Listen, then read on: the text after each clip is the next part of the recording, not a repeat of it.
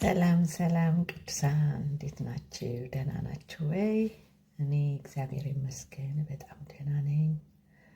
ክብር ለመንፈስ ቅዱስ ይሁን። እግዚአብሔር መልካም ነው። ባለፈው የጸሎት ኃይል ብዬ ትንሽ ጥቂት ሳካፍላችሁ ነበር ስለ ሐና እና በቃ እንግዲህ ከዛን ቀን ጀምሮ እንደሱ እያሰብኩ ነበርና ጸሎት አምልኮ እንደሆነ እያሰብኩኝ በእግዚአብሔር ፊት ስንሆን ይሄንን ነው ጨምሬ ልናገር የምፈልገው። ጸሎት አምልኮ ነው። ምክንያቱም በእግዚአብሔር ፊት ስንሆን አንተ ትልቅ ነህ፣ አንተ ትችላለህ፣ አንተ ኤልሻዳይ ነህ፣ አንተ ሁሉን ቻይ ነህ፣ አንተ አልፋ ነህ፣ አንተ ኦሜጋ ነህ ያልን አምልኮ ነው። ጸሎት ልመና ብቻ አይደለም፣ አምልኮ ነው። በእግዚአብሔር ፊት በጸጥታና በዝግታ እግዚአብሔርን ማድነቅ ማለት ነው ጸሎት። እግዚአብሔርን ሐሳብ ማወቅ ማለት ነው።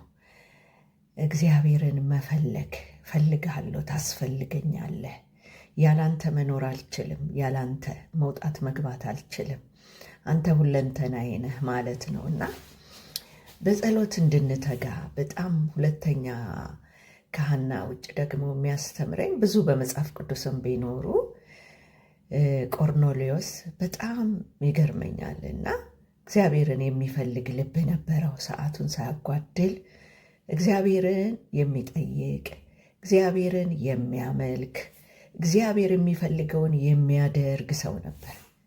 እግዚአብሔር ታዲያ መልሱን ይዞለት የሚመጣ መልአክ ላከለት። ትክክለኛውን መንገድ የሚያሳይ ትክክለኛ መንገድ የምናውቅበት ነው። እግዚአብሔር ለሚፈልጉት በጣም ነው የሚገርመኝ። እሱን ሰውዬ ደግሞ ሳስበው መጽዋት የሚያደርግ በጣም በቃ በእግዚአብሔር ፊት ጸሎቱ የተሰማለት አይገርማችሁም?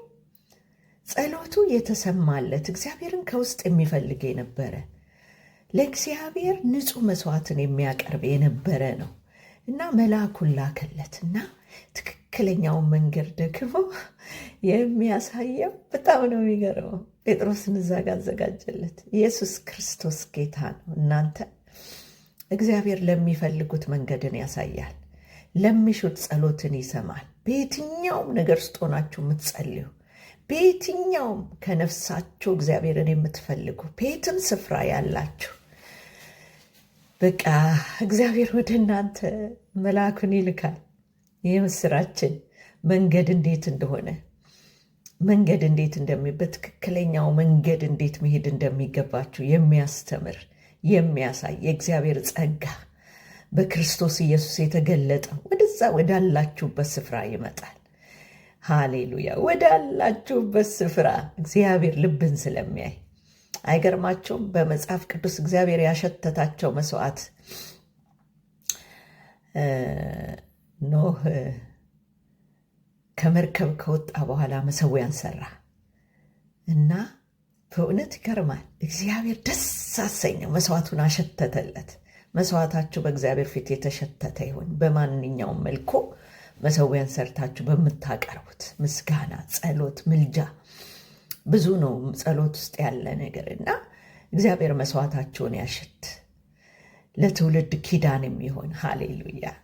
ደስ አይልም? እግዚአብሔር በመስዋዕቱ ደስ አለው። በመስዋዕቱ ደስ ተሰኘ፣ አሸተተው።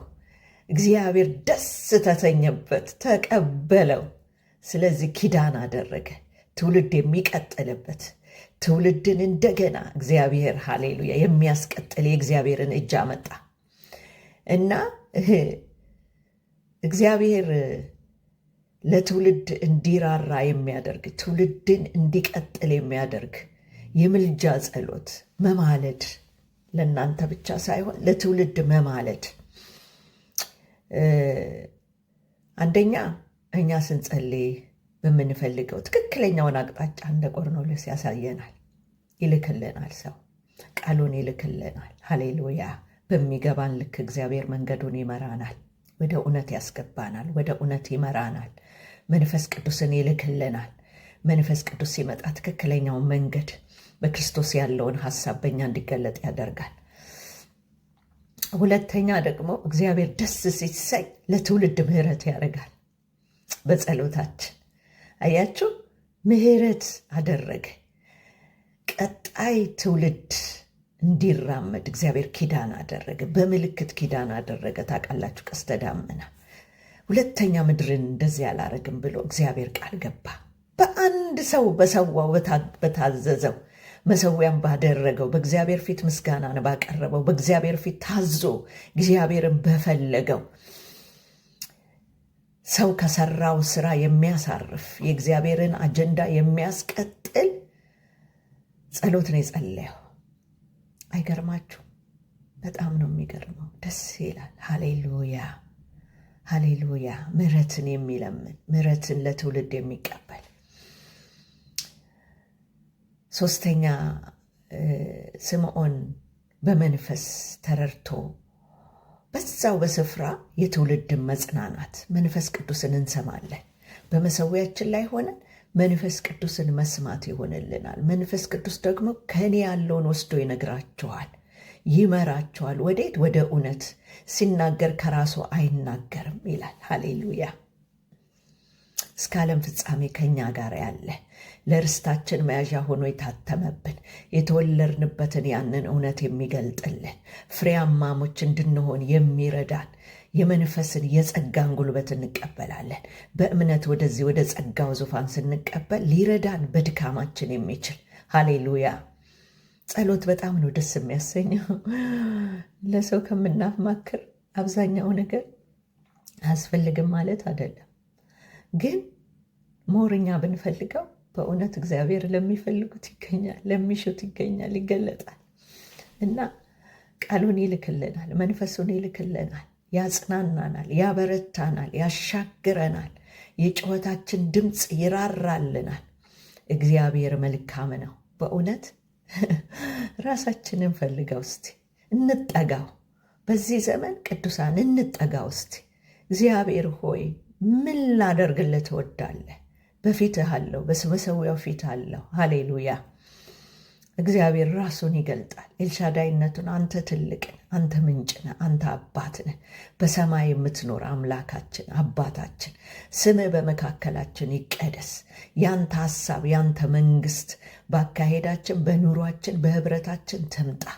ያ ፈቃድ በሰማይ የሆነው ሃሌሉያ በምድር በክርስቶስ የተገለጠው ያግኘን። ሰው ያላየው፣ ጆሮ ያልሰማው፣ ዓይን ያላየው፣ በሰው ልብ ያልታሰበው አንተ ግን ለምትወዳቸው በመንፈስ በኩል የገለጥከውን አሁንም ግለጥልን፣ ለትውልድ መጽናናት እንድንሆን። በእውነት ማላጆች ልትሆኑ ያስፈልጋል። እውነተኛ መጽሐፍ ቅዱስ ሲናገር በያዕቆብ ላይ ትለምናላችሁ ለምን አትቀበሉም አለ። ስትለምኑ በክፉ ትለምናላችሁ ማለት የእግዚአብሔርን ሐሳብ አይደለም። ከምኞቶቻችሁ ትለምናላችሁ። ጦርና ጠብ ከወዴት ይመጣሉ?